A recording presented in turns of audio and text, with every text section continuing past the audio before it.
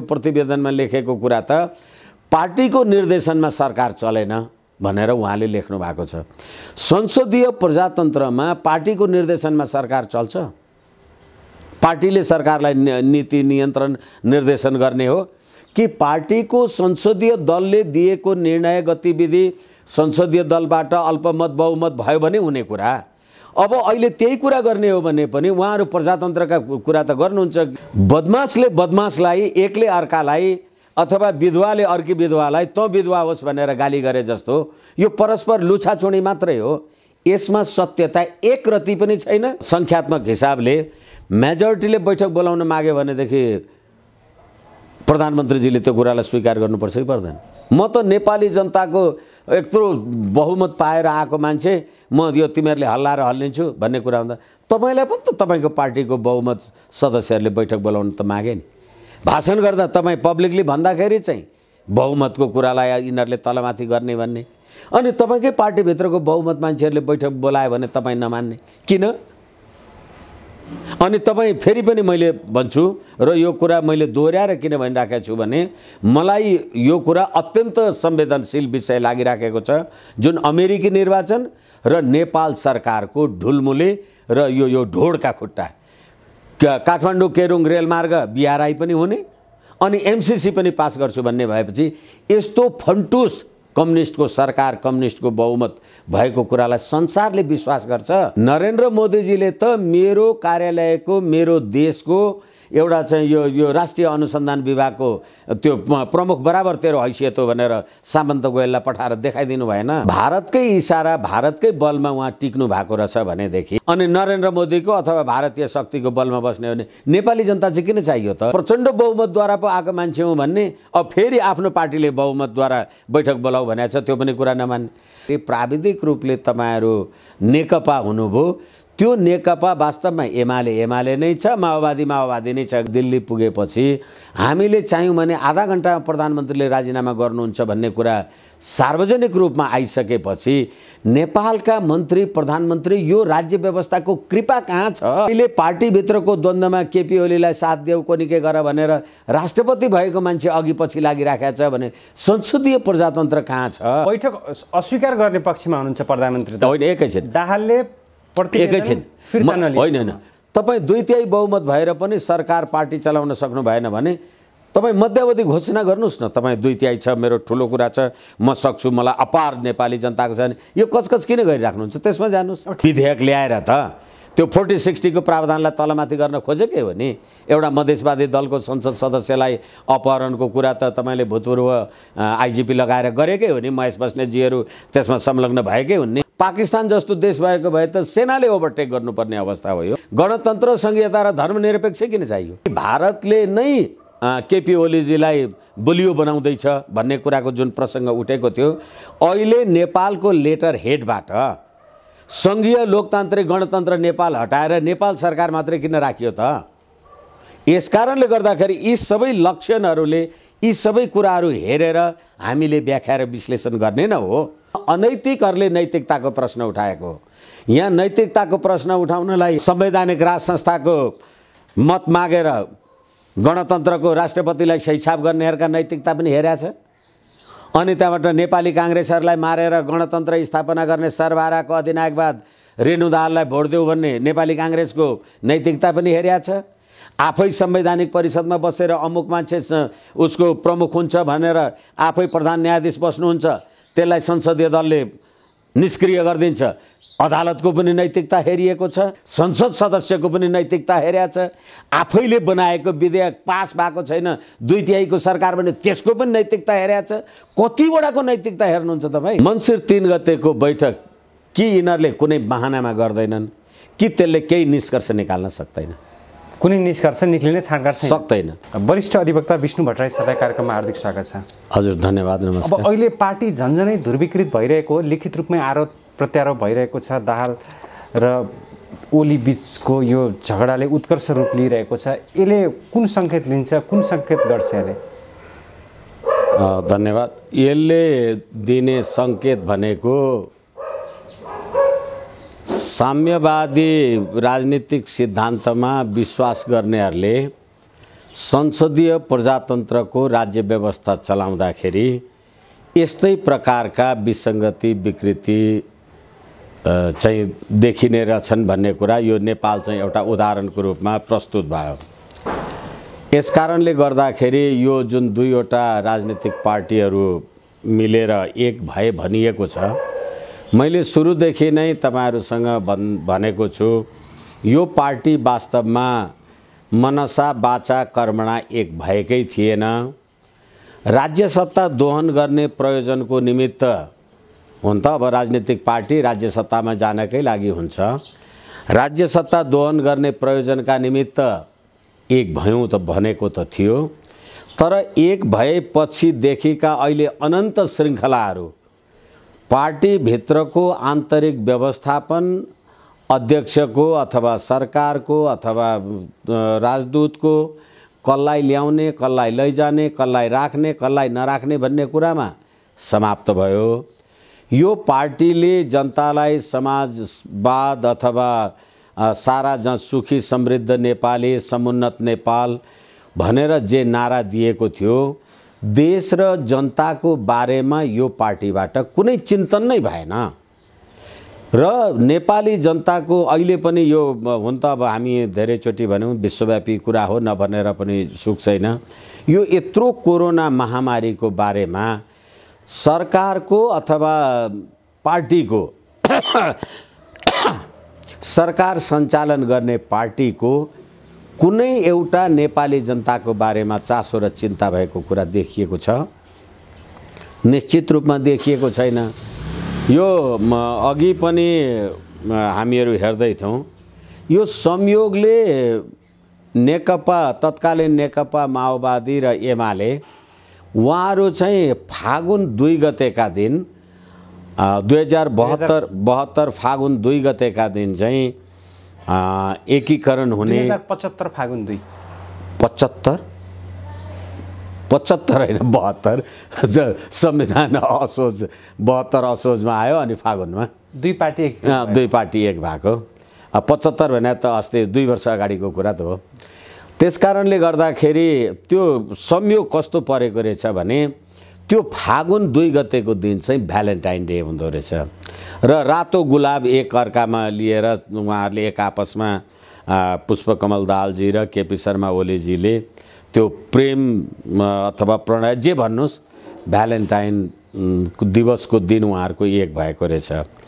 अनि मैले यो भ्यालेन्टाइन डेको बारेमा यसो हेर्दाखेरि ईसा पूर्व 335 वर्ष अगाडि रोमन एम्पायर क्लडियस भन्ने मानिस, जसले चाहिँ त्यतिखेर के भनिन्थ्यो भने युवाहरूले युवतीहरूले एक आपसमा बिहा गर्नु हुँदैन, बिहा गरे भने घरबार परिवार हुन्छ अनि उनीहरू चाहिँ परिवार मोहमा लाग्छन् र राज्यद्रोह राष्ट्रद्रोह भयो भने सैनिक अथवा युद्धमा लड्ने मान्छेहरू हुँदैनन्, त्यसकारणले गर्दा बिहा नगर भन्ने रहेछ।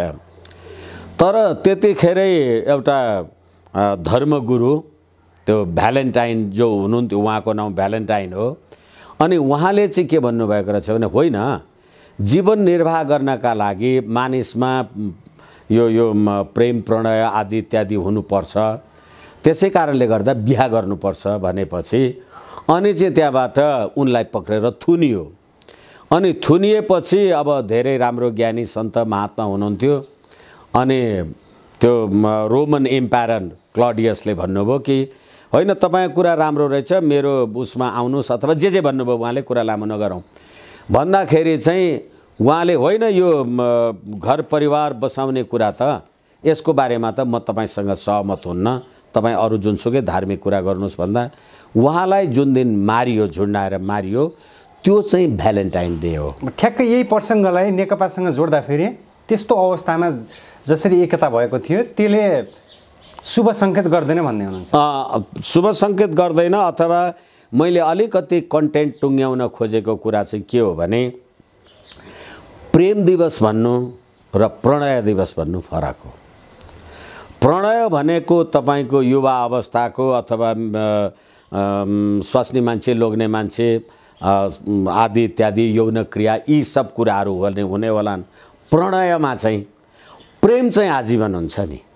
उहाँहरूले प्रेम गर्नु भएन कि प्रणय गर्नुभयो। प्रणय चाहिँ अब सर्टेन अवस्थामा उही अहिले अब लिभिङ टुगेदर भर्जिन मदरवाला कुराहरू छन् नि, त्यस्ता गतिविधि पनि हुन्छन्। अनि मैले सम्झेँ जसले सर्वहाराको अधिनायकवाद धर्म भनेको अफिम हो भन्छ, त्यस्ताले गुलाबको फुल साटेर जो हाम्रो सभ्यता, संस्कृति, मूल्य, मान्यता, इतिहास, भूगोल केही पनि होइन, त्यो जब चाहिँ त्यो रोमन इम्पायर त्यो क्लडियसको गतिविधिलाई लिएर भएको एउटा अपराधजन्य कुरा, जुन दिन चाहिँ सन्त भ्यालेन्टाइनलाई झुन्ड्याएर मारिएको दिन थियो, त्यस दिन गरेको सम्झौता यस्तो नभएर कस्तो हुन्छ त? अब ठ्याक्क अहिले जसरी प्रचण्डले प्रतिवेदन अघि सार्नु भएको छ, एकदमै लामो पृष्ठको प्रतिवेदन छ, जसमा ओली सरकारलाई गम्भीर लालछना लगाइरहेको छ, आरोप प्रत्यारोप लगाइएको छ भनेर ओली निकट नेताहरूले भन्नुभएको छ। ओलीले भन्नुभएको छ स्वयं, उहाँले यस्ता वाहियात प्रतिवेदनको म रिप्लाई पनि दिँदैन भनेर भन्नुभएको छ। सरकार असफल भयो, राष्ट्रियता कहाँ गयो भनेर भन्नुभएको छ। भ्रष्टाचार प्रधानमन्त्रीले गरे भनेर भन्नुभएको छ। राष्ट्रियताको मुकुण्ड उतारियो रे, पार्टीलाई माइनस गरेर विधानलाई छोडेर आफू एकलौटी ढङ्गबाट अगाडि बढ्नुभयो भनेर भन्नुभएको छ। यो अवस्थामा अहिले साँच्चीकै चरम उत्कर्षमा पुगेको हो पार्टी विवाद, र यसले साँच्चीकै सङ्केत भनेको पार्टी फुट्ने नै हो त? अहिले यो नेकपा मात्रै होइन, यो राज्य व्यवस्थामै जुन नैतिकताको प्रश्न अहिले प्रचण्डजीले उठाउनु भएको छ, रेणु दाहाललाई नेपाली काङ्ग्रेसले भोट हाल्दा नैतिकता कहाँ गएको थियो? अहिले भ्रष्टाचारको प्रश्न उठ्यो भने त्यो के भ्रष्टाचार भएको छैन भनेर दोष लगाएको कुरा हो? अस्ति भदौ 26 गते तपाईहरुले गर्नुभएको समझदारी सम्झौता, मन्त्री परिषदको सरकारको काममा पार्टीले हस्तक्षेप नगर्ने, पार्टीको काममा सरकारले हस्तक्षेप नगर्ने भनेर जुन कुरा भन्नुभएको थियो, अनि त्यहाँबाट अहिले तपाईले विष्णु पौडेल लगायतका मान्छेहरूलाई सरकारमा लिएर आउनुभयो। विष्णु पौडेल भनेको मान्छे सरकारको मान्छे हो कि पार्टीको मान्छे हो? त्यसै गरेर तपाईले राजदूत नियुक्ति लगायतका प्रकरणहरूमा पार्टीलाई सहमतिमा लिनु भएन। त्यो नैतिकता हो? त्यो तपाईले गरेको सम्झौताको त्यो नैतिक पक्ष हो कि अनैतिक पक्ष हो? फेरि पनि मैले त धेरैचोटि भनेको छु, कति भन्ने, हाम्रो संवैधानिक परिषदले संवैधानिक पदहरूमा नियुक्ति गर्नको लागि संवैधानिक परिषदले निर्णय गर्छ। संवैधानिक परिषदमा प्रधानमन्त्रीजी आफै बस्नुहुन्छ, प्रधान न्यायाधीश हुन्छ, संसदको प्रमुख प्रतिपक्षी दलको नेता हुन्छ, सभामुख हुन्छ। ती सबै बसेर गरेको निर्णयलाई संविधानको धारा 101 बमोजिम, संविधानको धारा 269 को संसदीय सुनवाई समितिले त्यसलाई पास गरेन भने त्यो मानिस चाहिँ संवैधानिक पदमा नियुक्तको लागि योग्य हुँदैन। भनेपछि अब हामीले विगतमा हेरेका छौं कि संवैधानिक परिषदको नियुक्ति संसदीय सुनवाई समितिले अस्वीकार गर्यो। अब नैतिकता कहाँ खोज्नुहुन्छ भने? प्रचण्डजीमा नैतिकता बाँकी रह्यो कि केपी ओलीमा रह्यो कि प्रधान न्यायाधीशजीमा रह्यो कि सभामुखमा रह्यो कि कसमा रह्यो भने? र अर्को कुरा चाहिँ के हो भनेदेखि त्यतिखेरै पनि सार्वजनिक रूपमा आएकै कुरा हुन्। नेपालले आफ्नो राजदूत अमेरिकाको लागि राजदूत नियुक्ति गर्दा अमेरिकी विदेश मन्त्री माइक पोम्पियोको फोन आयो भन्ने कुरा त सार्वजनिक रूपमा भएकै हो। अब यो नैतिकता कहाँ खोज्ने? एक र अर्को कुरा, अब सामन्त गोयलवाला जुन प्रकरण छन्, एउटा सामन्त गोयलको प्रकरण पनि यहाँ यो प्रतिवेदनमा राखिएको छ। होइन, सामन्त गोयलको प्रकरण पनि राखिएको छ भन्दा नि मैले चाहिँ के निवेदन गरेको भने, ठिक छ, तपाईले आफ्नो मुलुकको कूटनीतिक आचार संहिता 2068 को दफा 4 को जुन व्यवस्था छ, त्यो व्यवस्थालाई तपाईले किन पालना गर्नु भएन? त्यो दफा 4 मा के व्यवस्था लेखेको छ भने समान स्तरका व्यक्तित्वहरूको बीचमा कुराकानी आदि इत्यादि हुनुपर्छ। सार्वजनिक राष्ट्रिय महत्त्वका जिम्मेवार जवाबदेहीमा बसेका मान्छेहरूले, र त्यस्तो कुराकानी गर्दाखेरि सम्बन्धित विभागको मान्छेलाई बोलाउनुपर्छ, राख्नुपर्छ। परराष्ट्र मन्त्रालयको अधिकारीलाई राख्नुपर्छ र के कुरामा छलफल भयो भन्ने कुरा बुँदागत टिपोट गर्नुपर्छ। भनेपछि यही प्रचण्ड र केपी ओलीजीको यही पार्टीको विवादमा चिनिया राजदूत हाउ वाङछीले राष्ट्रपतिजीसँग के कुरा गर्नुभयो नेपाली जनतालाई थाहा भयो। त्यसै गरेर सामन्त गोयलसँग केपी ओलीजीले के कुरा गर्नुभयो त्यो कुरा जनतालाई थाहा भयो। त्यसै गरेर यो नेपालको नक्सा निकाल्दाखेरि लिपुलेख लिम्पियाधुरा र कालापानीको नक्सा निकाल्दा त्यत्रो वाइ पाएको पाठ्यपुस्तकमा नराख्नु भनेर निष्कर्षमा पुग्दा किन प्रधानमन्त्रीजीले त्यो पाठ्यपुस्तकमा छाप्न दिनु भएन? त्यसमा केही निधो भयो। त्यस कारणले गर्दाखेरि नैतिकता भन्ने कुरा कहाँ रह्यो? एक र अर्को कुरा, तपाईँ जब BRI-मा चीनको कुरालाई बिना शर्त सहमत हुनुहुन्छ, हाम्रो रसुवा केरुङ रेलमार्ग आदि इत्यादि भनेर, रसुवा केरुङ काठमाडौँ रेलमार्ग भनेर, अनि त्यही बाटोबाट MCC को चाहिँ 400 kV विद्युत प्रसारण लाइनको कुरा गर्नुहुन्छ। नैतिकता कहाँ छ भनेको केपी ओलीको मात्रै कुरा गरिरहेको छैन मैले, प्रचण्डजीको नैतिकता कहाँ छ? प्रचण्डले त उहाँको नैतिकतामाथि प्रश्न पनि उठाउनु भएको छ। अप्ठ्यारोमा पर्दा आफू निकट नेताहरूलाई लोभमा, प्रलोभनमा, डरमा ब्ल्याकमेलिङ गर्नुभएको छ र आफ्नो पक्षमा पार्नु भएको छ भन्नुभएको छ। एकतामाथि गम्भीर प्रहार हो भनेर भनिरहँदा साँच्चीकै अहिले जटिल अवस्थाबाट नेकपा गुज्रिरहेको छ र यस सँगसँगै अब आउने भवितव्य के हुन सक्छ? अब मैले त फेरि पनि भनेको छु, यो पार्टी एकता भएकै थिएन। किनभनेदेखि एमालेको अध्यक्षै हुनुहुन्थ्यो, माओवादीको अध्यक्षै हुनुहुन्छ, अनि माओवादीका तर्फबाट मन्त्री हुने मान्छेहरू मन्त्री नै छन्, एमालेको तर्फबाट मन्त्री हुने मान्छे मन्त्री नै छन्। भागबण्डा एमाले र माओवादी चलिराखेको छ, पार्टी एक कहाँ भयो? अझ मैले त भने यो उहाँहरूको यो नेकपा भनेर जुन एकता भनेर सारा संसार उहाँहरू जे भन्नुहुन्छ, यो वास्तवमा नेकपा एमालेमा लागेर आफ्नो जीवन उत्सर्ग गरेका कार्यकर्ताहरूमाथि एमाले भन्ने नामकै हत्या गरेर केपी ओली लगायतका मान्छेहरूले ती कार्यकर्ताहरूको हत्या गर्नुभयो। 17,000 मान्छे माओवादीको नाउँमा मारेर जति नेपाली जनता अहिले दुःख पीडामा होलान्, तिनीहरू माओवादीको हत्या गरेर प्रचण्डले त्यो अर्को अपराध गर्नुभयो। यो अहिले नेकपा भनेको के नेकपा? नेकपा माओवादी, मार्क्सवादी, लेनिनवादी, स्टालिनवादी, ख्रुश्चेभवादी, अब सी चिनफिङ विचारधाराद्वारा हामी अनुप्राणित हुने आदि इत्यादि भन्नुहुन्छ। अब अहिले सी चिनफिङको BRI चाहिँ तपाईँले जस्ताको तस्तै मान्ने। त्यसो भए ठ्याक्कै सर, अहिले प्रचण्ड र नेपालको रणनीति असफल पार्नको लागि प्रधानमन्त्री सफल हुनु होला उहाँ जुन कार्य गर्दै? अब हामी यसरी पनि हेर्न सक्छौँ। अहिले तपाईँले, मैले त्यही कुरालाई जोड्न खोजे जस्तो लाग्छ, अहिले BRI र MCC को बीचमा MCC पारित गर्ने कि नगर्ने भन्ने द्वन्द्व आफ्नो ठाउँमा छ। अब पास होला नहोला हेर्दै जाउँला। तर BRI त तपाईँले पास गर्नुभयो। अब BRI तपाईँले पास गरिसकेपछि अहिले तपाईँले अमेरिकाको निर्वाचन हेर्नुभयो। अमेरिकाको निर्वाचनले त जसरी निवर्तमान नै भन्नु पर्ला, अब निर्वाचनमा पराजित हुनुभयो डोनाल्ड ट्रम्प, जसरी डोनाल्ड ट्रम्प चाहिँ अलोकप्रिय रूपबाट र अहिले जो बाइडेन चाहिँ जुन अत्यन्त लोकप्रिय मतबाट अमेरिकाको राष्ट्रपति पदमा निर्वाचित हुनुभयो र अहिले यो कोरोना महामारीको सङ्कटको बेलामा संसारलाई औषधोपचार गर्ने कुरामा पनि होइन, दुनियाँलाई यो महामारीबाट उन्मुक्ति दिनुपर्छ, उन्मुक्ति दिने काम गर्नुपर्छ भनेर जो बाइडेनले भन्नुभयो। मैले यो कुरा किन जोडिराखेको छु भने अब तपाईँ चाहिँ सी चिनफिङ विचारधाराद्वारा अनुप्राणित हुनुहुन्थ्यो, तर तपाईँलाई लोकतन्त्र गणतन्त्र चाहिँ सबै पश्चिमा र दक्षिणको शक्तिले ल्याइदिएको थियो भनेपछि यो राज्य प्रणाली अब उनीहरूलाई किन चाहियो? एक र अर्को कुरा, न तपाईँले BRI-सँग ठ्याक्कै चीनसँगै आश्रित भएर त्यो काम कारबाही गर्न सक्नुभयो, न जुन पश्चिमा शक्तिले तपाईँलाई राजनीतिक स्वतन्त्रता आदि इत्यादि यो गणतन्त्र जे ल्याइदिउँ भनेको थियो। प्रणब मुखर्जीले अल जजिरामा भनेको कुरा सारा सार्वजनिक रूपमा छँदैछन् भनेदेखि अब संसारमा आएको अमेरिकामा भएको निर्वाचनले गर्दाखेरि नेपाल मात्रै एउटा साम्यवादीहरूको 2/3 बहुमतको यो सरकार र राज्य चल्नै सक्दैन। त्यसो भए सबै समस्याको जड 12 बुँदे भन्ने हुनुहुन्छ? सबै समस्याको जड 12 बुँदे भन्दा पनि तपाईँ आफूलाई कम्युनिस्ट भनेर प्रजातन्त्रको आवरणमा जे माखोल उडाइराख्नु भएको छ, तपाईँहरू नाङ्गो हुनुभएको मात्रै हो। प्रचण्डजी आफूलाई कम्युनिस्ट भन्नुहुन्छ, भारतले हाच्छेउ नगरिकन अथवा 17,000 मान्छे मार्ने काम त्यहीँ बसेर गर्नुहुन्छ।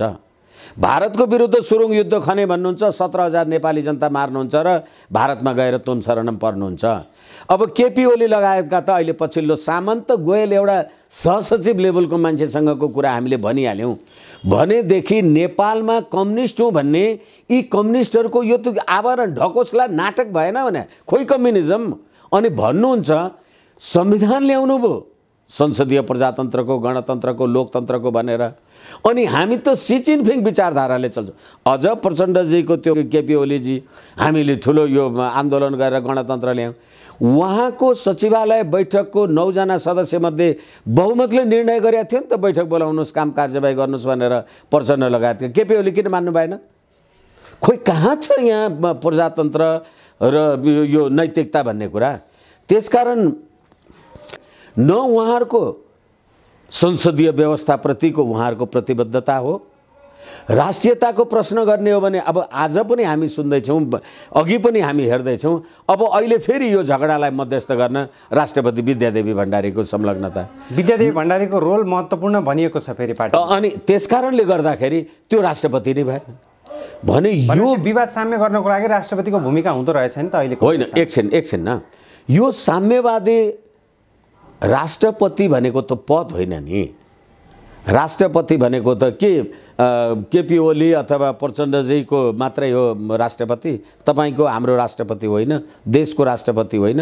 हरेक पार्टीको झगडामा राष्ट्रपतिको क्रियाशीलता भयो भने भोलि मेरो पार्टी सरकारमा पुग्यो भने मेरो पार्टीलाई त्यो राष्ट्रपतिले मध्यस्थता गर्ने, अनि तपाईँको पार्टीलाई के हुन्छ नि? भनेपछि राष्ट्रपतिले मध्यस्थता गर्ने अवस्था देखिएको हो यति बेला? होइन, राष्ट्रपति भएको होइन हो। त्यसैले राष्ट्रपति भनेको एउटा संविधानले निर्धारण गरेको राष्ट्र प्रमुख, सिद्धान्त त सम्पूर्ण नेपालीहरूको, नेपाल देशको प्रमुख। तपाईँ एउटा पार्टीको द्वन्द्वमा पछाडि लाग्ने, तपाईँ एउटा झगडा टन्टा, भोलि वामदेवको घर झगडा होला त्यसमा पछि लाग्ने, अनि उहाँ चाहिँ फेरि जहिले पनि विद्यादेवीजीको अथवा राष्ट्रपतिजीको उहाँले मध्यस्थताको अभिनय त गर्नुहोस्, तर उहाँले त्यो सब काम कार्यवाही गर्दा कुन माओवादीको मान्छेलाई बोलाएर कुरा गर्नुभएको छ? सधैँ एमालेको मान्छेलाई बोलाएर कुरा गर्नुभएको छ। त्यसैले अहिले फेरि पनि यो अहिले राष्ट्रपतिजीले जसरी एमालेको मान्छेहरूलाई कहिले वामदेवलाई कहिले माधव नेपाललाई बोलाएर कुरा गर्नाले गर्दा फेरि पनि त नेकपा एमाले र नेकपा माओवादी त मिलेर रहेछ भन्ने त देखियो नि। होइन भनेदेखि उहाँले माओवादीको अर्को मान्छेलाई प्रचण्डजीभन्दा सेकेन्ड म्यानलाई बोलाएर किन कुरा गर्नुहुन्न? किन देवगुरुङलाई बोलाएर कुरा गर्नुहुन्न? किन अर्को मान्छेलाई कुरा गर्नुहुन्न भनेदेखि उहाँ राष्ट्रपति नै होइन, एउटा पार्टीको हुनुहुन्छ। अनि एमालेकै नेताहरू यति बेला तत्कालीन एमालेकै नेताहरू यति बेला प्रचण्ड पक्षधर हुनुभएको छ। होइन, प्रचण्ड पक्षमा पर्नु भएको होइन, प्रचण्ड। त्यसैले मैले भने प्रजातन्त्रको कुरा गर्ने हो भने अहिले प्रधानमन्त्रीजी सचिवालय बैठकमा सचिवालयको पत्याउँछ, अनि एकअर्कामा कहिले उसलाई खेलाइराखेको छ, कहिले उसलाई अनि अहिले यो फेरि पनि हामी होइन राष्ट्रियता राष्ट्र भारतकै आडमा ओली सरकार टिकिरहेको छ। यो अवस्थामा उहाँकै कृपाले, भारतकै कृपाले अथवा सामन्त गोयलको आगमन सँगसँगै पार्टी विवाद उत्कर्षमा पुग्यो, तर त्यस कारण नै प्रधानमन्त्री शक्तिशाली हुँदै जानुभयो अथवा त्यसकै आडमा टिक्नु भएको छ भन्ने भनाइ छ नि सर। त्यसैले गर्दाखेरि अब प्रधानमन्त्रीजी शक्तिशाली हुनुभयो कि शक्तिशाली हुनु भएन भन्ने कुरा त 9 जनाको आफ्नो सचिवालय बैठकमा 5 जना साथी अर्कोतिर छन्, कति बलियो हुनुभयो तपाईँले देखिहाल्नुभयो। अब सी जिनपिङ विचारधाराद्वारा हामी अनुप्राणित छौँ भनेर भन्ने, अनि नरेन्द्र मोदीको अथवा भारतीय शक्तिको बलमा बस्ने हो भने नेपाली जनता चाहिँ किन चाहियो त? यदि तपाईँले भनेको कुरा हो भने होइन भनेदेखि उहाँ न साम्यवादी राजनीतिक दर्शन र सिद्धान्त अन्तर्गत सी जिनपिङ विचारधारा भन्ने, न पार्टीको निर्देशनको काम कार्यवाही गर्ने, होइन म त प्रचण्ड बहुमतद्वारा पो आएको मान्छे हुँ भन्ने, अब फेरि आफ्नो पार्टीले बहुमतद्वारा बैठक बोलाऊ भनेको छ त्यो पनि कुरा नमान्ने। कुन सिद्धान्त भन्नुहुन्छ तपाईँ? आफ्नै पार्टीले ओली सरकार ढाल्न खोजिरहेको सर, एक्ज्याक्ट भन्नुपर्छ। आफ्नै पार्टीले भन्दा पनि जुन कुराले गर्दाखेरि प्राविधिक रूपले तपाईँहरू नेकपा हुनुभयो, त्यो नेकपा वास्तवमा एमाले नै छ, माओवादी नै छ, गाउँ जिल्लामा जे छ त्यही कुरा छ। र सरकार ढाल्ने र नढाल्ने भन्दा, र तपाईँले अहिले भारतले यो गर्न लागेको छ ऊ गर्न लागेको छ भन्दा सामन्त गोयल त काठमाडौँबाट फिर्ता भएर दिल्ली पुगेपछि हामीले चाह्यौँ भने आधा घन्टामा प्रधानमन्त्रीले राजीनामा गर्नुहुन्छ भन्ने कुरा सार्वजनिक रूपमा आइसकेपछि नेपालका मन्त्री प्रधानमन्त्री यो राज्य व्यवस्थाको कृपा कहाँ छ? राजदूत नियुक्ति गर्दाखेरि अमेरिकी विदेश मन्त्रीको टेलिफोन आयो भन्ने कुरा सार्वजनिक रूपमा आम सञ्चारमा आइरहेका छन्। अहिले पार्टीभित्रको द्वन्द्वमा केपी ओलीलाई साथ देऊ कोनिके गर भनेर राष्ट्रपति भएको मान्छे अघि पछि लागिरहेका छ भने संसदीय प्रजातन्त्र कहाँ छ? गणतन्त्रको राष्ट्रपतिको मान्यता कहाँ छ?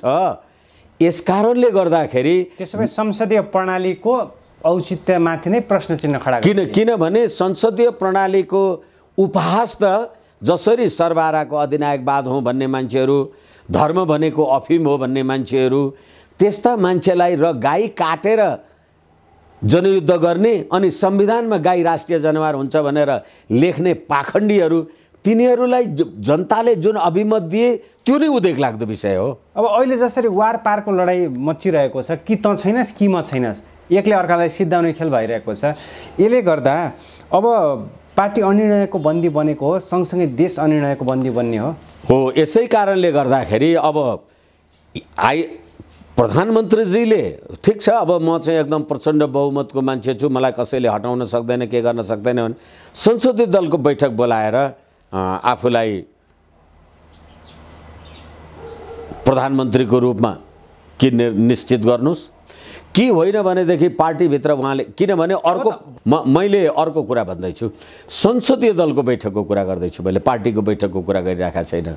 किनभने प्रधानमन्त्री त संसदीय व्यवस्थामा त संसदीय दलले बनाउने हो होला। म संसदीय दलको नेता भएँ, म प्रधानमन्त्री हुने भएँ भने मेरो पार्टी होला, तर के भने बैठक त संसदीय दलले मलाई संसदीय दलको नेता छान्ने हो नि त। यसै कारणले गर्दा प्रधानमन्त्रीजीले होइन यो पार्टीभित्रको जुनसुकै द्वन्द्व झगडा भए पनि संसदीय पद्धति अनुसार उहाँले संसदीय दलबाट आफ्नो होइन यो अरू कुरा केही होइन, प्रधानमन्त्रीजी तपाईँ जो चलिराख्नु भएको छ त्यो कुरा ठिक हो कि भनेर देखाउन सक्नु पर्यो। होइन भनेदेखि पार्टीको निर्णय गरेर संसदीय प्रजातन्त्रमा प्रधानमन्त्रीले राजीनामा दिने र किनभने मलाई संसदीय दलले प्रधानमन्त्री बनाएपछि मैले पार्टीले राजीनामा मागेर दिने होइन, संसदीय दलमा मेरो राजीनामा अथवा मलाई अल्पमतमा पार्नुहोस्। एक र अर्को कुरा के हो भनेदेखि होइन, ठ्याक्कै सर, म प्रतिवेदनमै केन्द्रित हुन चाहन्छु।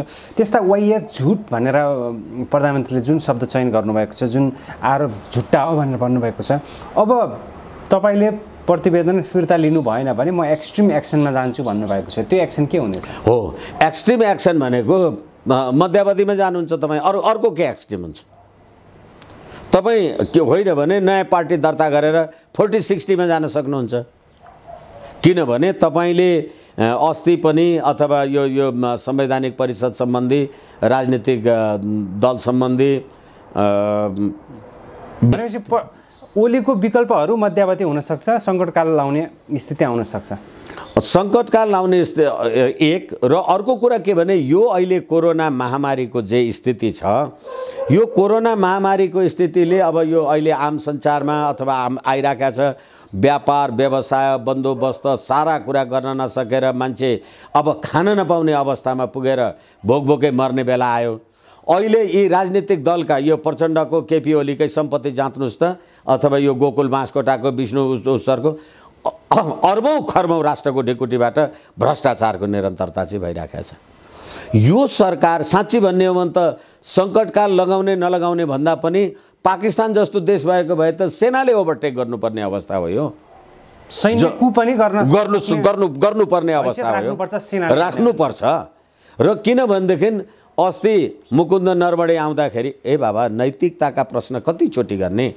तपाईँ हामीलाई दसैँमा पशुपतिनाथको मन्दिर जान, कुमारी मन्दिर जान तपाईँले ढोका थुन्नुभयो, अनि नेपाली जनतालाई कोरोनाको त्रास देखाएर देउताको मन्दिर जान दिनु भएन, अनि तपाईँले दसैँ पैस्की भनेर अर्बौं राज्य कोषबाट लुट्नुभयो। तपाईँहरू जो राज्य सत्तामा हुनुहुन्छ तपाईँहरूले मलाई देउताको मन्दिर जान दिनु भएन, अनि नेपालले लिपुलेक लिम्पियाधुरा र कालापानीको नक्सा निकाल्दा अर्काको बल र ताकतमा निकालिस् भन्ने मान्छेलाई थपक्क आउने बित्तिकै कुमारीको ढोका खोल्नु। अब ठ्याक्कै सर, अब सचिवालय एकैछिन म अलिकति यो कन्टेन्ट पुरा गर्ने अनुमति चाहूँ।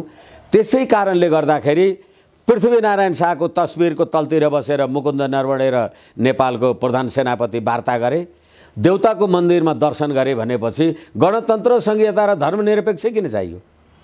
भारतको इसारा अथवा भारतले थामेको छ, भारतले गरेको छ भन्ने हो भने पनि मुकुन्द नरवणे आएको कुराले गर्दा त हिन्दू राष्ट्रको कुरा पनि भयो, पृथ्वीनारायण शाहको कुराले गर्दाखेरि राज संस्थाको कुरा पनि भयो।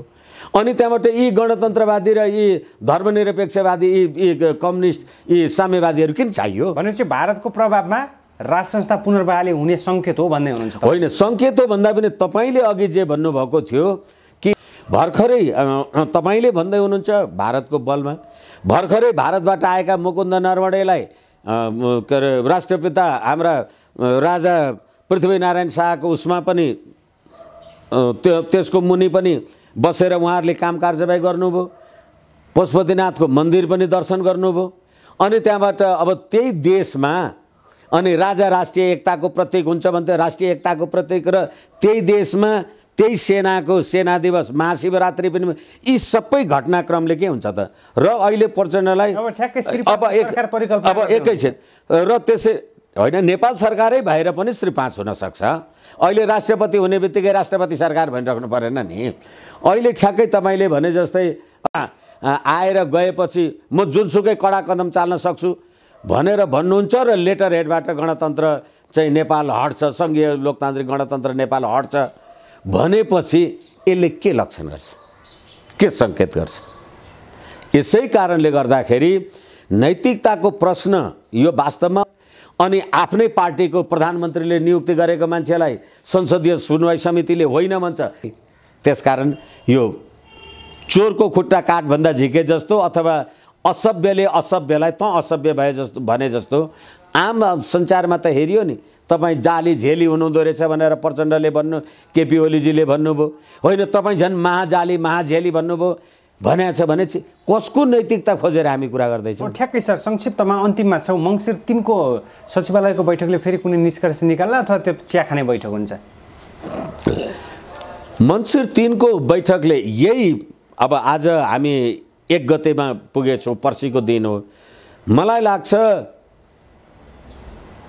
कि प्रचण्डले प्रतिवेदन फिर्ता लिनु पर्यो। होइन, प्रचण्ड फेरि पनि हामी कुरा गरिराखेका छौँ, प्रचण्ड कार्यकारी अध्यक्ष हो भने उहाँले बैठक बोलाउँदा केपी ओलीजी किन जानुहुन्न? तर कार्यकारी अध्यक्ष औपचारिक रूपमा, तर वास्तवमा उहाँ किन उपाध्यक्षको भूमिका? त्यसैले सर्वहाराको अधिनायकवाद, सी जिनपिङको विचारधारा, संसदीय व्यवस्थाको संविधान अनि के अरे धर्मनिरपेक्षको प्रधानमन्त्री, पशुपति विकास कोषको संरक्षक, यो नौटङ्की होइन, यो राज्य प्रणाली नै नौटङ्की हो। हस्, समय र विचारको लागि हामी हार्दिक आभार व्यक्त गर्न चाहन्छौँ। हजुर, हस्, धन्यवाद मलाई मेरो कुरा राख्ने अवसर दिनुभयो। एबिसी खबरलाई हार्दिक धन्यवाद, नमन, प्रणाम।